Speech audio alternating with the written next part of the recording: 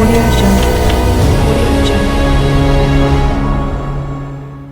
సామెతల గ్రంథము 7వ అధ్యాయము మొదటి వచనం నుండి, నా కుమారుడా, నా మాటలను మనసున నుంచుకొనుము, నా ఆజ్ఞలను నీ యొద్ద దాచిపెట్టుకొనుము. నా ఆజ్ఞలను నీవు మనసున నుంచుకొనిన ఎడల, నీ కనుపాప వలె నా ఉపదేశమును కాపాడిన ఎడల నీవు బ్రతుకుదువు. నీ వ్రేళ్లకు వాటిని కట్టుకొనుము, నీ హృదయమును పలక మీద వాటిని వ్రాసుకొనుము. జ్ఞానముతో నీవు నాకు అక్కవనియు, తెలివితో నీవు నాకు చిలికత్తెవనియు చెప్పుము. అవి నీవు జారస్త్రీ యొద్దకు పోకుండాను, ఇచ్చికములాడు పరస్త్రీకి లోబడకుండాను నిన్ను కాపాడును. నా ఇంటి కిటికీలో నుండి, నా అల్లిక కిటికీలో నుండి నేను పారచూడగా, జ్ఞానం లేని వారి మధ్యను, యవనుల మధ్యను బుద్ధిలేని పడుచువాడొకడు నాకు కనపడెను. సంధ్యవేళ ప్రొద్దుగుంకిన తరువాత, చిమ్మ చీకటి గల రాత్రివేళ వాడు జారస్త్రీ సందు దగ్గరనున్న వీధిలో తిరుగుచుండెను. దాని ఇంటి మార్గమున నడుచుచుండెను. అంతట వేశ్యావేషము వేసుకొనిన కపటము గల స్త్రీ ఒకతే వానిని ఎదుర్కొన వచ్చెను. అది బొబ్బలు పెట్టునది, స్వేచ్ఛగా తిరుగునది. దాని పాదములు దాని ఇంట నిలువవు. ఒకప్పుడు ఇంటి ఎదుటను, ఒకప్పుడు సంత వీధులలోనూ అది ఉండును. ప్రతి సందు దగ్గరను అది పొంచియుండును. అది వానిని పట్టుకొని ముద్దు పెట్టుకొనెను. సిగ్గుమాలిన ముఖము పెట్టుకొని ఇట్లనెను, సమాధాన బలులను నేను అర్పింపవలసియుంటిని. నేడు నా మ్రొక్కుబళ్ళు చెల్లించియున్నాను. కాబట్టి నేను నిన్ను కలుసుకొనవలెనని రాగా, నిన్ను ఎదుర్కొనవలెనని బయలుదేరగా నీవే కనబడితివి. నా మంచము మీద రత్న కంబళ్లను, ఐగుప్తు నుండి వచ్చు విచిత్రపు పనిగల నారదుప్పట్లను నేను పరిచియున్నాను. నా పరుపు మీద బోళము, అగరు, కారపు చెక్క చల్లియున్నాను. ఉదయము వరకు వలుపు తీరా తృప్తి పొందుదము రమ్ము. పరస్పర మోహము చేత చాలా సంతుష్టి నొందుదము రమ్ము. పురుషుడు ఇంటలేడు, దూర ప్రయాణము వెళ్ళియున్నాడు. అతడు సొమ్ము సంచి చేత పట్టుకొని పోయెను. పున్నమి నాటి వరకు ఇంటికి తిరిగిరాడు అనెను. అది తన అధికమైన లాలన మాటల చేత వానిని లోపరుచుకొనెను. తాను పలికిన ఇచ్చికపు మాటల చేత వాని నేర్చుకొని పోయెను. వెంటనే పశువు వదకు పోవునట్లును, పరుల చేజిక్కిన వాడు సంఖ్యలలోనికి పోవునట్లును, తనకు ప్రాణహానికరమైనదని ఎరుగక ఉరియుద్దుకు పక్షి త్వరపడినట్లును వాని గుండెను అంబు చీల్చు వరకు వాడు దాని వెంట పోయెను. నా కుమారులారా, చెవియొగ్గుడి, నా నోటి మాటలను ఆలకింపుడి. జారస్త్రీ మార్గముల తట్టు నీ మనస్సు తొలగనీయకుము. దారి తప్పి అది నడుచు త్రోవలలోనికి పోకుము. అది గాయపరిచి పడద్రోసిన వారు అనేకులు, అది చంపిన వారు లెక్కలేనంత మంది. దాని ఇల్లు పాతాళమునకు పోవు మార్గము, ఆ మార్గము మరణశాలలకు దిగిపోవును.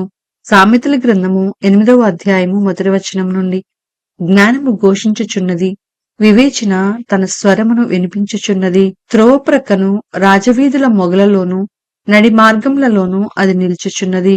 గుమ్మముల యొద్దను, పురద్వారమునొద్దను, పట్టణపు గౌనుల యొద్దను నిలువబడి అది ఈలాగు గట్టిగా ప్రకటన చేయుచున్నది, మానవులారా, మీకే నేను ప్రకటించుచున్నాను, నరులగు మీకే నా కంఠస్వరము వినిపించుచున్నాను.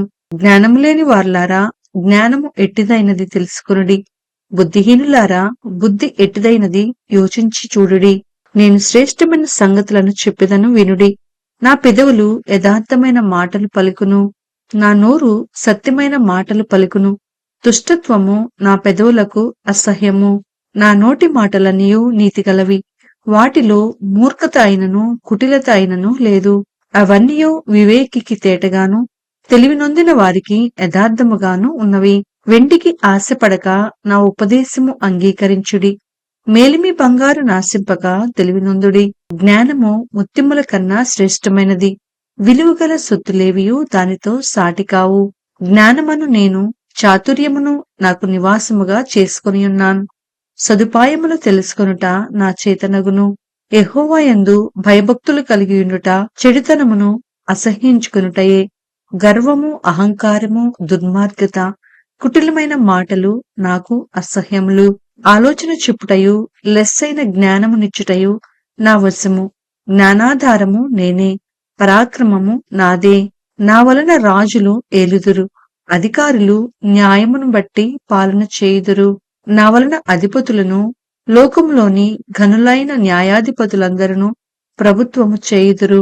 నన్ను ప్రేమించు వారిని నేను ప్రేమించుచున్నాను. నన్ను జాగ్రత్తగా వెదుకువారు నన్ను కనుగొందురు. ఐశ్వర్య ఘనతలును స్థిరమైన కలిమియు నీతియు నా యొద్దనున్నవి.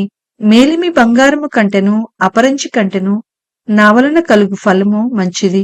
ప్రశస్తమైన వెండి కంటే నా వలన కలుగు వచ్చుబడి దొడ్డది. నీతి మార్గమునందును న్యాయ మార్గముల యందును నేను నడుచుచున్నాను. నన్ను ప్రేమించు వారిని ఆస్తికర్తలుగా చేయుదును, వారి నిధులను నింపుదును. పూర్వకాలమందు తన సృష్టియారంభమున తన కార్యములలో ప్రథమమైన దానిగా యెహోవా నన్ను కలుగచేసెను. అనాది కాలము మొదలుకొని మొదటి నుండి భూమి ఉత్పత్తి అయిన కాలమునకు పూర్వము నేను నియమింపబడితిని. ప్రవాహ జలములు లేనప్పుడు, నీళ్లతో నిండిన ఊటలు లేనప్పుడు నేను పుట్టితిని. పర్వతములు స్థాపింపబడక మునుపు, కొండలు పుట్టక మునుపు, భూమిని దాని మైదానములను ఆయన చేయక మునుపు, నేల మట్టిని రవంతయు సృష్టింపక మునుపు నేను పుట్టితిని.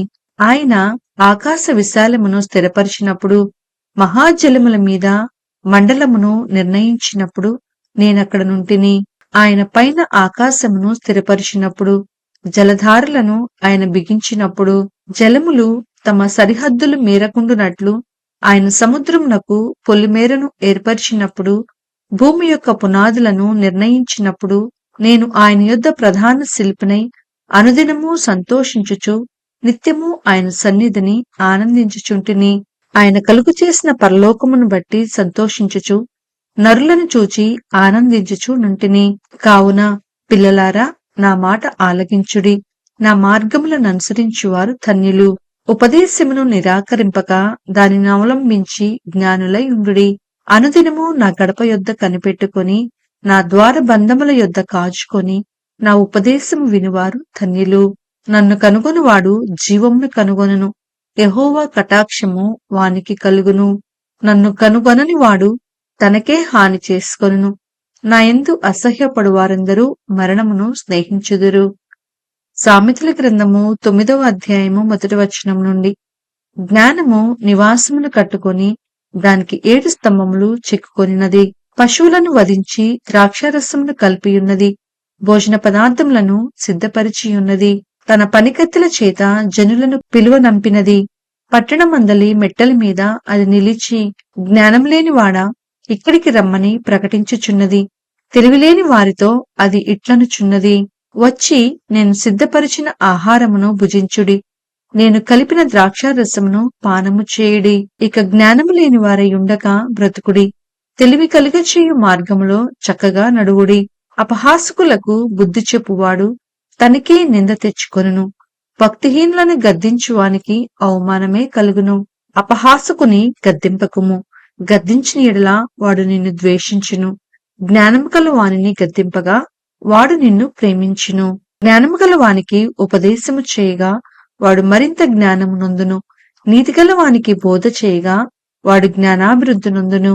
యెహోవా యందు భయభక్తులు కలిగిండుటయే జ్ఞానమునకు మూలము. పరిశుద్ధ దేవుని కూర్చిన తెలివియే వివేచనకు ఆధారము. నా వలన నీకు దీర్ఘాయువు కలుగును. నీవు జీవించు సంవత్సరములు అధికములగును. నీవు జ్ఞానివైన ఎడల నీ జ్ఞానము నీకే లాభకరమగును. నీవు అపహసించిన ఎడల దానిని నీవే భరింపవలెను. బుద్ధిహీనత అన్నది బొబ్బలు పెట్టునది. అది కాముకురాలు, దానికేమీయూ తెలివిలేదు.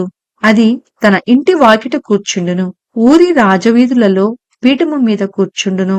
ఆ దారిన పోవు వారిని చూచి, తమ త్రోవను చక్కగా వెళ్ళు వారిని చూచి, జ్ఞానము లేనివాడా ఇక్కడికి రమ్మని వారిని పిలుచును.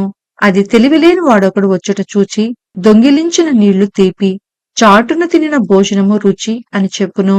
అయితే అచ్చట ప్రేతులున్నారనియు దాని ఇంటికి వెళ్ళువారు పాతాళ కోపంలో ఉన్నారనియు వారికి ఎంత మాత్రమునూ తెలియలేదు. రేపటి ఎపిసోడులో మరిన్ని జ్ఞాన వాక్యాలను చదువుకుందాం.